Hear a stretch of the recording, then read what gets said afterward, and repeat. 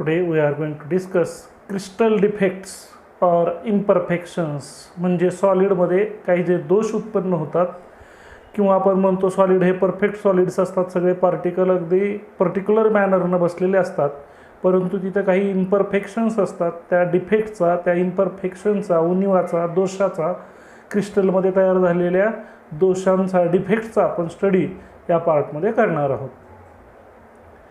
The real naturally occurring crystalline substances do not have perfect crystal structures. जे निसर्गात आढळणारे crystalline solids असतात त्यांचं क्रिस्टल स्ट्रक्चर हे परफेक्ट नसतं. त्याच्यात काहीतरी थोडेसे एरर किंवा दोष असतातच. त्या दोष आपण या चॅप्टरमध्ये स्टडी करणार आहोत. They have some disorders or irregularities the stacking of atoms. Such irregularities in the arrangement of the constituent particles of a solid crystal are called defects or imperfections. म्हणजे सॉलिड्समध्ये ज्यावेळेस ॲटम एकमेकावर बसत असतात, एकमेकावर बसलेले असतात, त्यावेळेस तिथं काही डिसऑर्डर्स तयार होतात किंवा काही इरेग्युलॅरिटीज म्हणजे अनियमितता तयार होतात. आपला क्रम, आपली ऑर्डर ते पाळत नाहीत. अशा इरेग्युलॅरिटीमुळं कॉन्स्टिट्युएंट पार्टिकलमध्ये जे तयार होतं त्यालाच डिफेक्ट्स किंवा इम्परफेक्शन्स असं म्हणतात.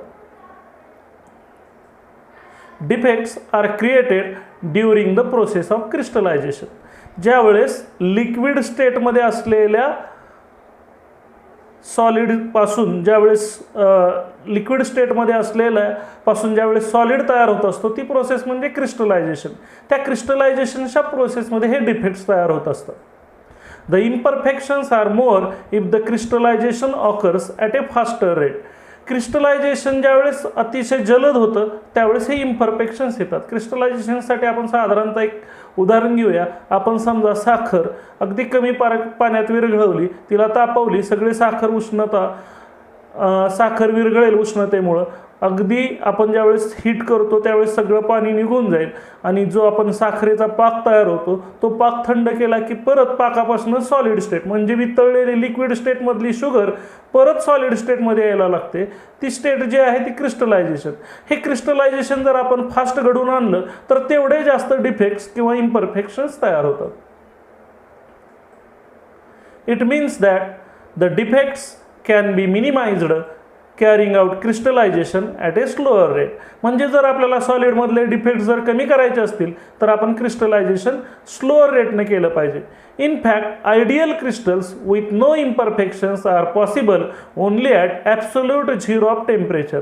जर आपल्याला आयडियल क्रिस्टल्स मिळवायचे असतील की ज्याच्यात कुठलाही दोष नाही तर आपल्याला टेम्परेचर ॲब्सोल्यूट झिरो ठेवावं लागेल. म्हणजेच वजा 273 डिग्री सेल्सिअस एवढं टेम्परेचर ज्यावेळेस ठेवू आपण ॲब्सोल्यूट झिरो, त्यावेळेस तो जो सॉलिड क्रिस्टलाइज होईल त्याच्यात इम्परफेक्शन्स असणार नाहीत. म्हणजेच नॉर्मल टेम्परेचरला परफेक्ट सॉलिड किंवा आयडियल सॉलिड मिळणं अतिशय कठीण आहे. आपण आयडियल क्रिस्टल फक्त मिळवू शकतो ॲब्सोल्यूट झिरो टेम्परेचरला, म्हणजेच डिग्री सेल्सिअसमध्ये -273 डिग्री सेल्सिअस या टेम्परेचरलाच फक्त आपल्याला आयडियल क्रिस्टल्स मिळू शकतात. Above this temperature, no crystalline materials are 100% pure. They contain defects. म्हणजेच ह्या वजा 273 डिग्री सेल्सिअस टेम्परेचरच्या पुढं कधीही क्रिस्टलाइन मटेरियल हे 100% प्युअर नसतं, त्याच्यामध्ये डिफेक्ट हे असतातच. What ever be the nature of A crystal defect, electrical neutrality of the solid is maintained. जरी हे डिफेक्ट प्रोड्यूस झाले तरी इलेक्ट्रिकल न्यूट्रॅलिटी मात्र ती मेंटेन ठेवली जाते. उदाहरणार्थ आपल्याला माहीत आहे NaCl दोन प्रकारचे पार्टिकल्स असतात, Na+ आणि Cl-. मग डिफेक्ट जरी तयार झाला तरी Na+ आयनची संख्या आणि Cl- आयनची संख्या ही सेम राहणार, म्हणजेच न्यूट्रॅलिटी मेंटेन केली जाणार. म्हणजे डिफेक्ट जरी असले तरी त्या सॉलिडची इलेक्ट्रिकल न्यूट्रॅलिटी मेंटेन ठेवली जाते. Sometimes defects are to be intentionally created for manipulating the desired properties in crystalline solids. आपल्याला वाटतं की डिफेक्ट्स हे एरर्स आहेत की ज्याच्यामुळे सॉलिड तयार होत असताना ते तयार झालेत, पण कधी कधी सॉलिडमध्ये ते डिफेक्ट्स आपण सहहेतू म्हणजे आपण जाणीवपूर्वक काही सॉलिड्समध्ये असे डिफेक्ट्स क्रिएट करतो की ज्याच्यामुळं सॉलिडच्या प्रॉपर्टीज बदलतात. एक साधं सोपं उदाहरण सांगतो. ज्यावेळेस आपल्याला लोखंडाचा गंजणं हा रस्टिंग हे ज्यावेळेस माहीत झालं त्यावेळेस आपण त्याच्यामध्ये ज्यावेळेस डिफेक्ट प्रोड्यूस केले त्यावेळेस आपल्याला स्टेनलेस स्टील नावाचं ॲलॉय मिळालं. म्हणजेच आपण लोखंडाच्या प्रॉपर्टीज जाणीवपूर्वक बदलल्या त्याच्यामध्ये डिफेक्ट्स क्रिएट करून. म्हणजेच काही सॉलिड्समध्ये आपण डिफेक्ट्स जाणीवपूर्वक क्रिएट करतो, त्याच्यामुळं त्याच्या प्रॉपर्टीज आपण बदलू शकतो. There are 3 types of defects. सॉलिडमध्ये जे डिफेक्ट्स असतात त्यांचे 3 प्रकार आहेत. पहिला पॉइंट डिफेक्ट्स, दुसरा लाईन डिफेक्ट्स आणि तिसरा plane defects. Point defects, line defects, plane defects. पण आपल्याला या सिलेबसमध्ये फक्त पॉइंट डिफेक्ट्सचा स्टडी करायचा आहे. लाईन डिफेक्ट्स आणि प्लेन डिफेक्ट्स आपल्या सिलेबसमध्ये नाही. Only point defects will be discussed in this chapter. Point defects. These defects are irregularities produced in the arrangement of bases at lattice points in crystalline solids. बघा, point defect म्हणजे काय आपल्याला माहिती आहे. सॉलिडमध्ये particles म्हणजे आपण त्याला लॅटाईस पॉईंट्स म्हणतो. ज्यावेळेस लॅटाईस पॉईंट्सच्या अरेंजमेंटमध्ये इरेग्युलरिटी येते त्यावेळेस त्याला म्हणतात पॉईंट डिफेक्ट. आणि जर अख्खी लॅटाईस पॉईंटची एक रेषा, एक लाईनच पूर्णपणे डिफेक्टिव्ह असेल तर त्याला म्हणतात लाईन डिफेक्ट. आणि जर पूर्ण एक प्रतलच डिफेक्टिव्ह असेल तर त्याला म्हणतात प्लेन डिफेक्ट. पण आपल्याला फक्त बघायचं आहे की लॅटाईस पॉईंटमध्ये जे इरेग्युलरिटीज आहेत त्याला पॉईंट डिफेक्ट्स असं म्हणतात. There are 3 major classes of point defects. बघा, डिफेक्ट्सचे 3 प्रकार होते सॉलिडमधले. Point defects, line defects, plane defects. त्याच्यातले आपण फक्त पॉइंट डिफेक्ट स्टडी करणार आहोत. परत त्या पॉइंट डिफेक्टचे परत 3 प्रकार आहेत. पहिला प्रकार first type stoichiometric point defects, second type impurity defects and third is non stoichiometric point defects.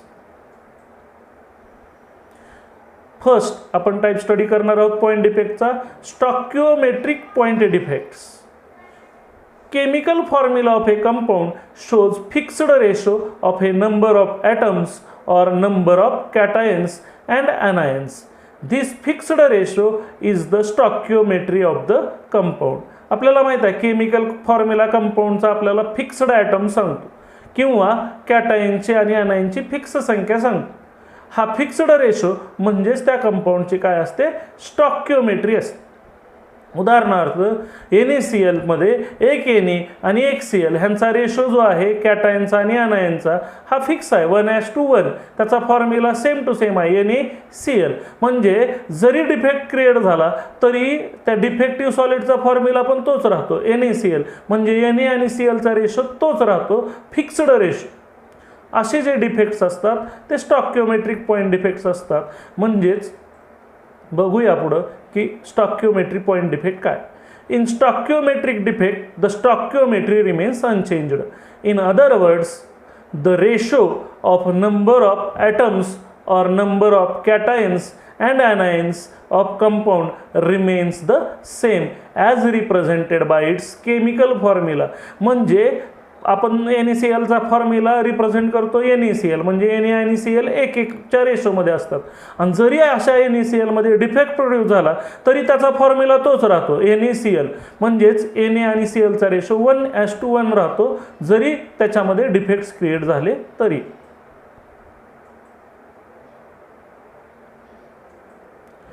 There are 4 types of stoichiometric point defects. ह्या स्टॉकिओमेट्रिक पॉइंट डिफेक्टचे परत 4 प्रकार आहेत. आपण बघितलं डिफेक्टचे 3 प्रकार, point defect, line defect, plane defect. त्याच्यातले आपण फक्त पॉइंट डिफेक्ट शिकत आहोत. पॉइंट डिफेक्टचे 3 प्रकार स्टॉकिओमेट्रिक, इम्प्युरिटी आणि थर्ड नॉन स्टॉकिओमेट्रिक. स्टॉकिओमेट्रिकमध्ये परत 4 प्रकार आपण शिकणार आहोत. ते 4 डिफेक्ट म्हणजे vacancy defect, self interstitial defect, Schottky defect and Frenkel defect. हे स्टॉकिओमेट्रिक पॉइंट डिफेक्टचे 4 प्रकार आहेत. Vacancy defect, self interstitial defect, Schottky defect and Frenkel defect. त्याच्यातला आज आपण पहिला स्टडी करणार आहोत vacancy defect. During crystallisation of solid a particle is missing from its regular site in the crystal lattice. The missing particle creates a vacancy in the lattice structure. Thus, some of the lattice sites are vacant because of missing particles as shown in figure 1.12. The crystal is then said to have a vacancy defect. बघा आपण ह्या फिगरच्या साहाय्याने हा vacancy defect सहजासहजी समजू शकतो. आपण म्हणतो की सॉलिडचे पार्टिकल्स हे अगदी ऑर्डरली बसलेले असतात, पण ह्या फिगरमध्ये दिसतंय ऑर्डर्डमध्ये मॅनरमध्ये आहेत, पण ह्या जागा मिसिंग आहेत, म्हणजे तिथं पार्टिकलच आलेलं नाही, म्हणजे तिथं पार्टिकलची जागा रिक्त राहिले, त्यालाच वॅकन्सी असं म्हणतात. म्हणजे ज्यावेळेस पार्टिकल्स फॅकंट राहतात, पार्टिकलच्या जागा फॅकंट राहतात, रिकाम्या राहतात, त्यावेळेस जो डिफेक्ट क्रिएट होतो त्याला वॅकन्सी डिफेक्ट म्हणतात. म्हणजेच पार्टिकलच्या मिसिंग पार्टिकल्समुळं ज्या जागा रिकाम्या राहतात त्याच्यामुळे जे डिफेक्ट क्रिएट होतात ते म्हणजे वॅकन्सी डिफेक्ट. त्यामुळं काय होतं, due to absence of particles the mass of substance decreases. काही पार्टिकल्स नसल्यामुळं त्याचं वजन मास कमी होतं, वस्तुमान कमी होतं. However the volume remains unchanged, पण व्हॉल्यूम मात्र तेच राहतं. As a result density of substance decreases, आणि म्हणून ज्या सॉलिडमध्ये वॅकन्सी डिफेक्ट असतो त्यांची डेन्सिटी मात्र कमी होते, डिक्रीज होते. म्हणून लक्षात ठेवायचं आहे, वॅकन्सी डिफेक्टमध्ये डेन्सिटी डिक्रीज होते. का डिक्रीज होते, तर डेन्सिटी डिपेंड असते मास आणि व्हॉल्यूमवर. इथं पार्टिकल मिसिंग असल्यामुळं मास कमी होतं, व्हॉल्यूम आहे तसंच राहतं. मास कमी झाल्यामुळं डेन्सिटी पण कमी होते. The vacancy defect can also be developed when the substance is heated. हा वॅकन्सी डिफेक्ट रेग्युलर सॉलिडमध्ये सुद्धा येऊ शकतो ज्यावेळेस आपण तो सॉलिड हीट करतो.